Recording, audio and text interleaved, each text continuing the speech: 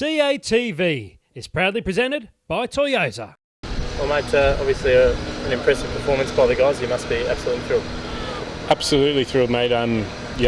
We've been training not just this season and the pre-season, but a lot of seasons, and to get the win and to win the Sheffield Shield is something that I've always dreamed of. I'm sure every other guy in that dressing room has as well. You came and said that it was the biggest game of your career before the match, and you've come out there and had a really good performance. It must make that performance even more special for you. Yeah, it is. To contribute to any wins, fantastic, and a Sheffield Shield win's even better.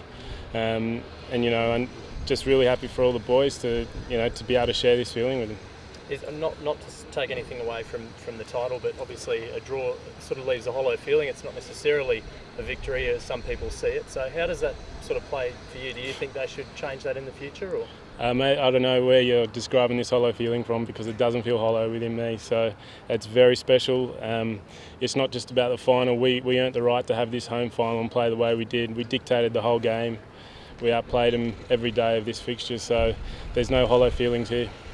What was the feeling like within the team? Was there that sense of confidence after 3 days? Did you feel as though you'd done enough after those 3 days? Not at all. We knew we'd played well for 3 days, but we knew we had to keep being strong every hour of this fixture. As our coach said, and as Justin said as well, 5 days of cricket is a very long time, and anything can happen. It only takes one bad hour for the momentum to change and things to change the match, and that's why we just kept playing and kept grinding away. When did you feel as though you had the title?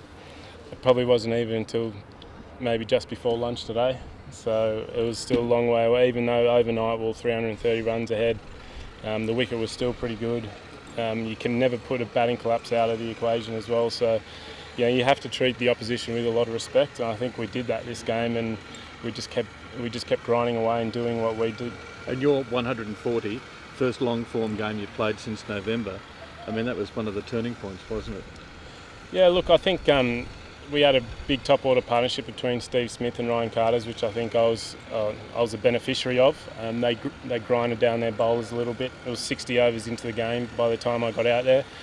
I did go out in a sort of little mini collapse there, but once we got through that, it was a big partnership between Stephen O'Keefe and I to get through that, and then Trent again. So, we just kept grinding away towards the back end of that first day, and then early on the second day as well. What does it mean to you to win the title?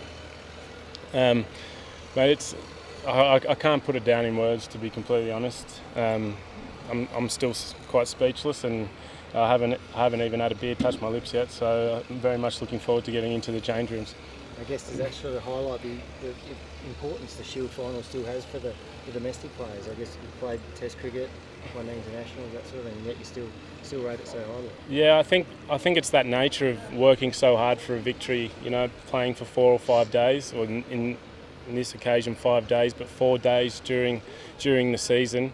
You work so hard for such a long period of time. It makes it all that rewarding when you actually get the result that goes your way. Sorry, guys. And I guess being out there in the middle when you officially sort of came down with the title, how did that feel to be right out there at the time? Yeah, it was a great feeling, especially since Steve had just topped off his 100 about 5 or 10 minutes previously, and to just keep, without losing another wicket or anything like that, it was a fantastic feeling to do it, and to do it so convincingly. And also just on the wicket that you took between the Marsh brothers to break that partnership, was that pretty special for you as well, to come in and chime in with the ball? Yeah, I mean, as an all-rounder, it's always nice to be able to contribute with bat and ball, and I guess that's your job as well. So to be able to break that partnership and fill my role really as a bowler, to do what I'm supposed to do. Can I just get a comment from you about Hazelwood's innings? It's obviously so vital to take early wickets when the Warriors came into bat. Yeah, I mean, he had 10 overs that evening to come in and charge in, and as you saw, not only that night, he tore him apart that night, but then he came out the next morning and the next day and just does what he does really well. And he bowled well here last week, bowled well again this game, and it's a credit to him, because I think all the other bowlers really struggled, including ours, and they found it tough as well. And Josh just sort of came in and looked like he was bowling on a completely different wicket to everyone else. Do you think he's knocking on the door of some Test selection down the track? I think down the track it's definitely not out of the equation. He's a fantastic bowler. You're hoping maybe you can add to your 3 tests as well?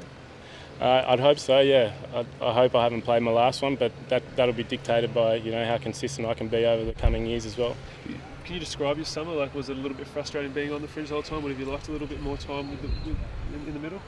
But yeah, I would have liked to play more cricket, but I've finished on a high here, and you can go into next season hoping for bigger and better things. I mean, I don't think it's going to get much better than a Shield final win, but to keep being consistent next year and to put some scores on the board, and hopefully New South Wales we can look to defend the title next year.